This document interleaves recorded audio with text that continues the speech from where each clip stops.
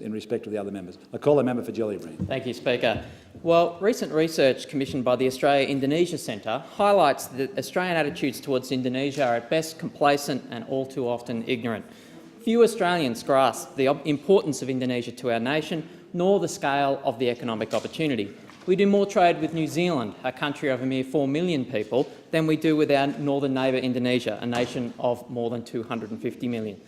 Indonesia's economy is projected to more than double by 2030, and yet the number of Australian businesses with a presence in Indonesia has shrunk from 450 to a paltry 250 over the previous decade. Outdated stereotypes about Indonesia and its people abound in our nation. To quote former Indonesian President Pak Susilo Bambang Yudhoyono when addressing this place in 2010, quote, "The most persistent problem in our relations is the persistence of age-old stereotypes that depict the other side in a bad light. There are Australians who still see Indonesia as an authoritarian country or a military dictatorship or as a hotbed of Islamic extremism or even as an expansionist power.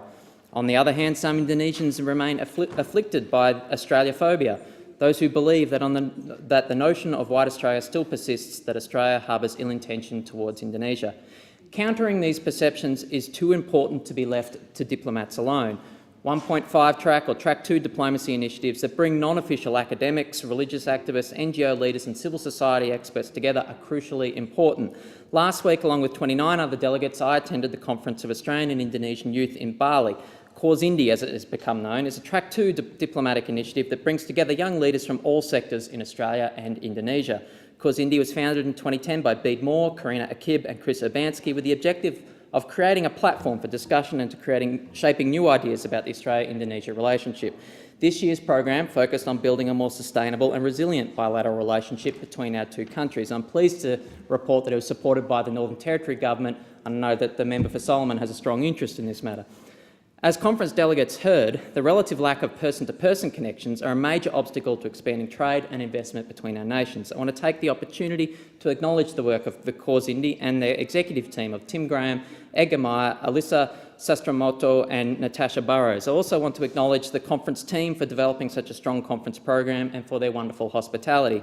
To Feliciana Natalie Wenathan, Jara Sastrawan, Samantha Yap, Tim Cook, Seka Langwit, Yohendra Kiliwando, Andrew Akib, David Schofield, Gabriel Mukan, thank you all for your hard work. Australia needs to learn that we need Indonesia more than they need us. Other countries are realising its potential, and Indonesia has no shortage of suitors for greater defence, diplomatic and trade collaboration. Australia needs to wake up and grab the opportunity in its own backyard.